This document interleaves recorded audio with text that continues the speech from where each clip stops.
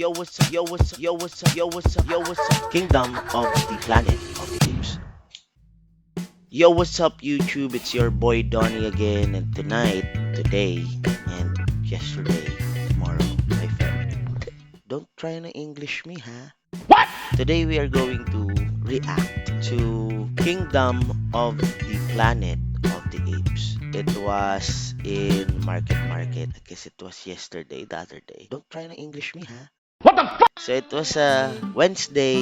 People were very nice. Nakita ko sa option, bam, Kingdom of the Planet of the Apes. Yan o, 1968 pa pala yan.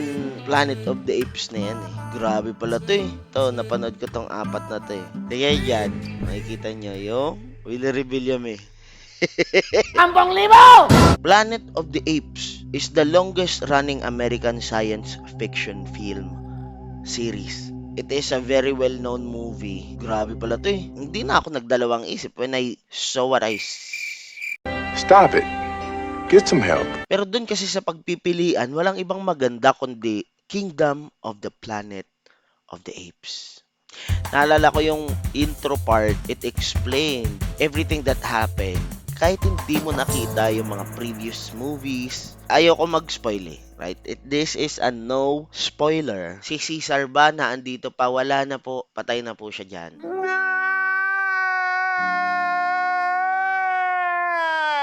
So, ang bida dito is si Noah. Namumuhay siya sa sobrang simpleng tribe. Everything is normal. May mga alaga silang mga eagle.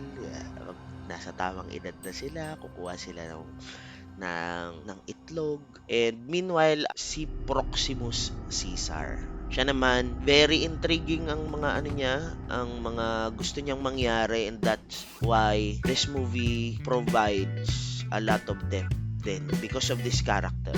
Mas gusto ko lang sana na mas madami siyang screen time. Si Joker, ang daming screen time nun, di ba? Pero yung character niya provides a strong direction na gustong gawin ng mga filmmaker. The character that really stood out for me is Noah. Very likable character. I think they're building another Caesar. Mararamdaman mo sa kanya na he is very determined on what he gotta do. Yung mga gusto niyang gawin, like the activities and all that stuff. Si May also did a great job.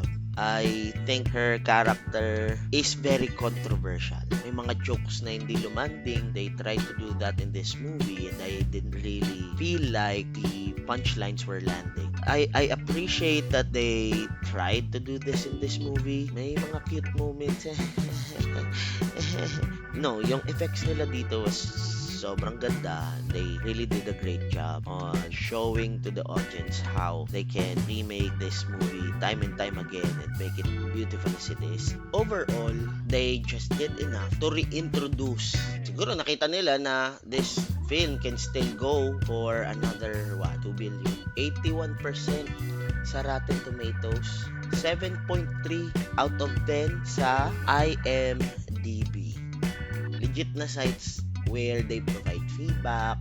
Doon sa mga nakapanood na, sige nga, paki-comment down below if you guys like the movie. What your thoughts about the movie? Nagustuhan nyo ba siya? Did you have a great time? Because I had a great time. Paano kaya nila gagawin ulit yung movie na yun?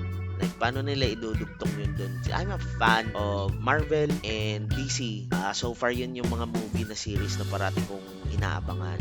I'm looking forward for the Deadpool and Wolverine movie. Kayo, did you like the movie? Let me know your thoughts. I would love to hear you out.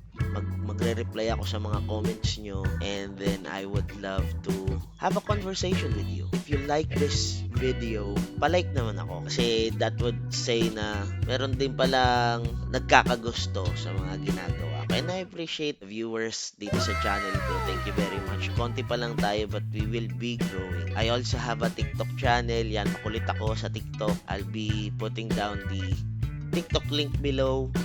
And I'll see you on the next video. Thank you very much. Bye.